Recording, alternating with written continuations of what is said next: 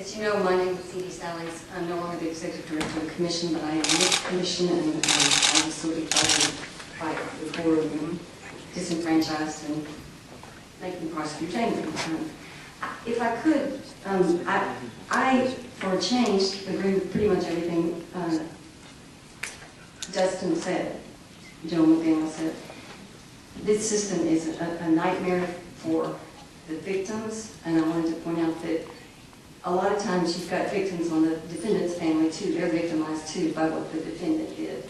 And I'd ask that you, I understand where the sympathy goes more towards the decedent than the killer's family, but nobody wins in the death penalty case, nobody. With respect to Senator Chesterfield's question, I used to try death penalty cases, and the way the system used to be set up was if there was a firing squad, there'd be 7 people, and one of them would have blanks, and he or she would be able to go home at night and say, I didn't execute the guy, I had blanks. Same thing with lethal injection. There used to be 3 buttons, and I had to talk to Director Hobbs, so I don't know if they still do it, but one of them would not have the lethal drugs attached to that button.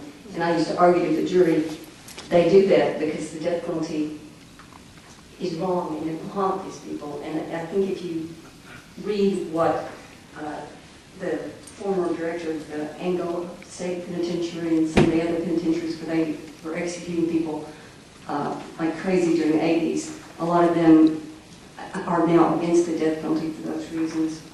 And I'm not going to debate the efficacy of the death penalty. I will say it concerns me that prosecutors are on record now repeatedly saying they use the death penalty as a bargaining tool. I think their ethical standards require them to do justice, and I think it's a policy question for you all whether or not you want to spend millions and millions and millions of dollars as a bargaining chip.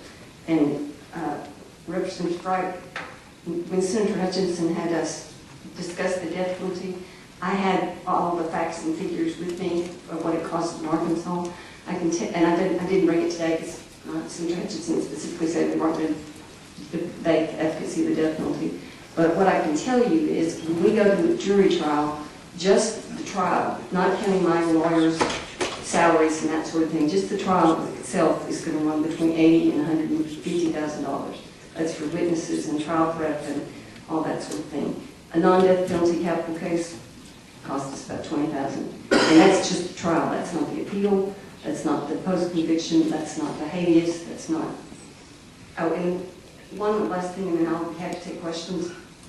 Just so you know, the commission, we were talking about all these civil suits. The commission doesn't do civil suits. We only defend the criminal. Other lawyers are here that will discuss the civil suits.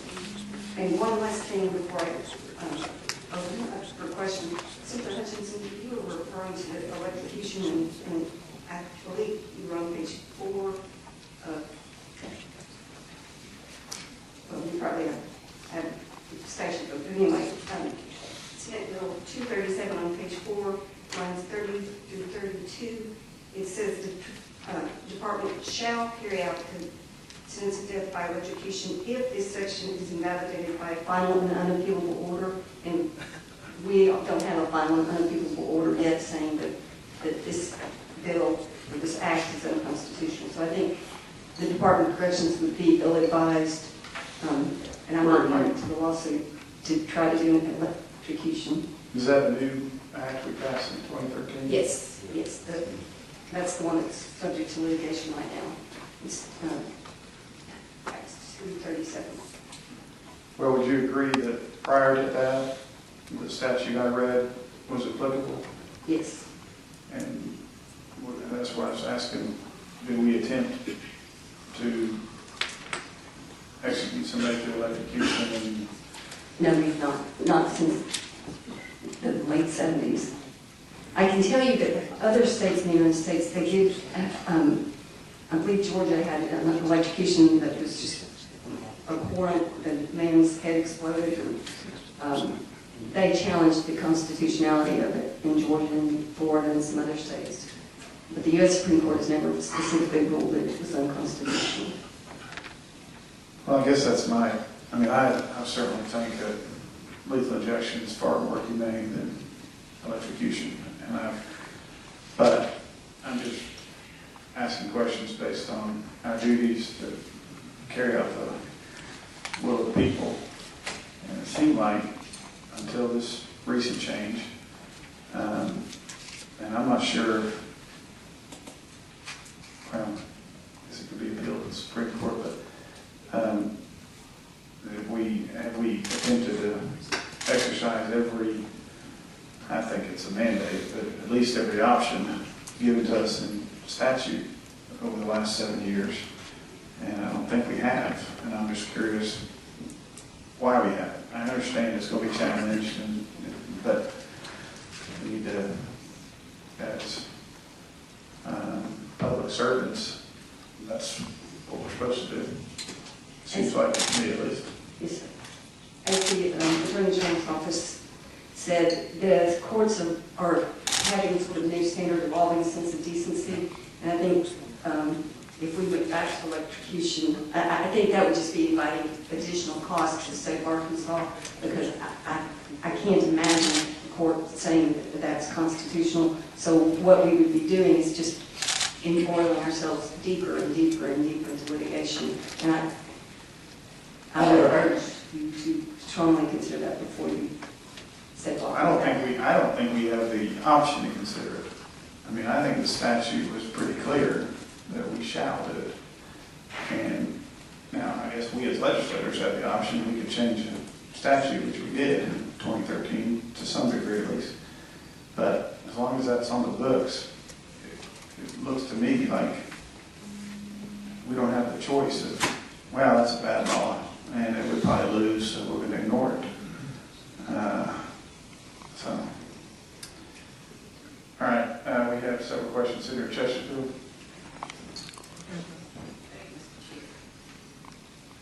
I'm still, okay. Am I incorrect that the Warren Court ruled that capital punishment was cruel and unusual? They did, and then 4 years later, they ruled that, basically they said it was arbitrary and capricious because it was just like throwing the dice, whether you lived or died. Juries had unfettered discretion, and so they said it's unconstitutional because juries have unfettered discretion. There's no way for an appellate court to decide how they determined whether the person would live or die. In response to that, the states got together and came up with a system whereby the jury's decision could be reviewed on appeal, and that's why we have the bifurcated system that we now have in place. You have a guilt phase, where the jury determines guilt or innocence beyond a reasonable doubt, and you all probably already know this, so I'm going to go fast. And then we have a sentencing phase, where there are statutory aggravating circumstances that the legislature specifically said these are reasons you can use to consider the death penalty.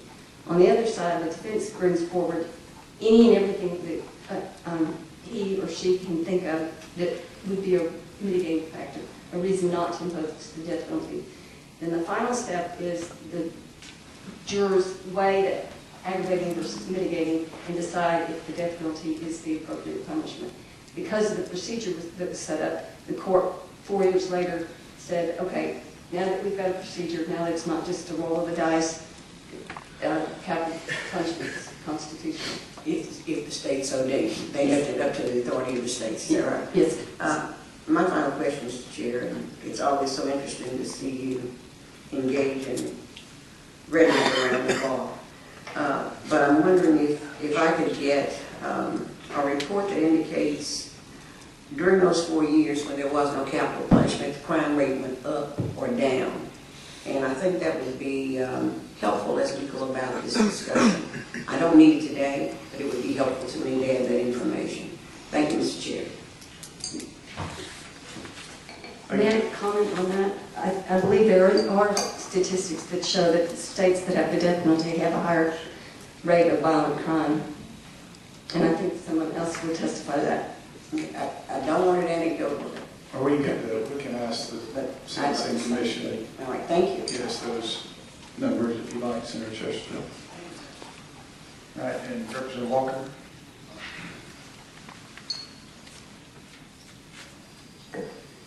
Thank you again, Mr. Chairman.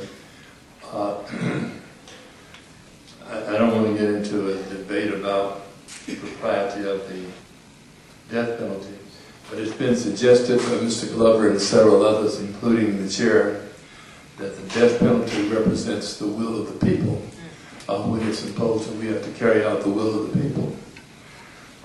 Do you really believe it represents the will of the people? Or do you think it represents more the will of the prosecutor? I definitely think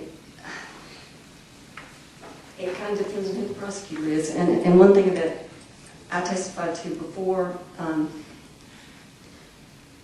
whether the state goes for the death penalty against you, there are many, many, many factors.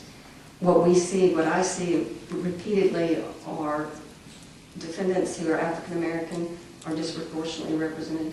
Victims who are Caucasian or other than African American are disproportionately, the death penalty is sought against the defendant disproportionately.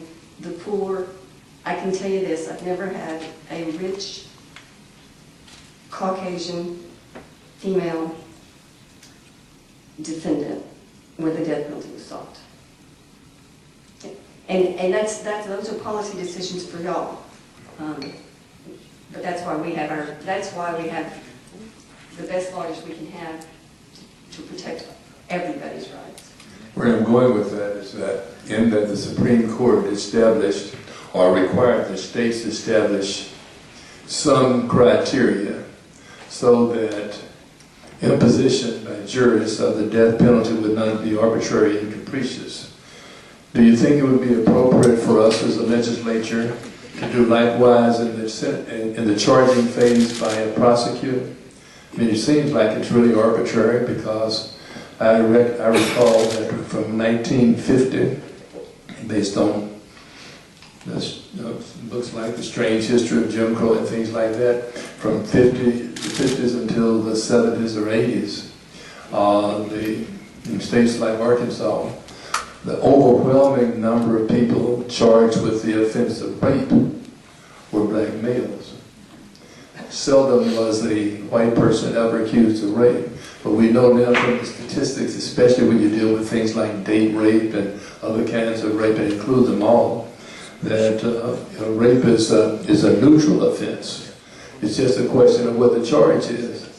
Just like arrest is a neutral thing, depending on who the police officer is, as to whether or not you may be charged, or in a traffic case, whether or not you get a traffic ticket. Almost all of those things are discretionary. So if you're going to have and impose upon the state the great burden of financial obligation, why shouldn't we try to impose some uniform standards upon prosecutors, upon our non-partisan prosecutors? I think it's a great idea. Actually, in the federal system, I know you're aware of this, the U.S. Attorney's Office cannot go for the death penalty until they've gone to the Attorney General. And both the defense and the U.S. Attorney's Office go to the Attorney General, Eric Holder, in this instance. And they lay out their case. Here's why we want to go for death. And then the defense gets to counter and say, here's why you don't. So there is more uniformity in the federal system. That's a policy decision for you all to make. But that would get some uniformity if we did something like that. But then you've got separation of powers arguments as well. So, I mean, that's just something you all want to decide. There's nothing to prevent us, as far as you know it, is there? No, sir. From imposing a limitation upon a prosecutor for that he or she be non-discriminatory in the way that they or he or she charges people, especially for serious offenses like rape and murder. That's right. All right, thank you. Thank you, Representative Walker. Chairman Wright, here.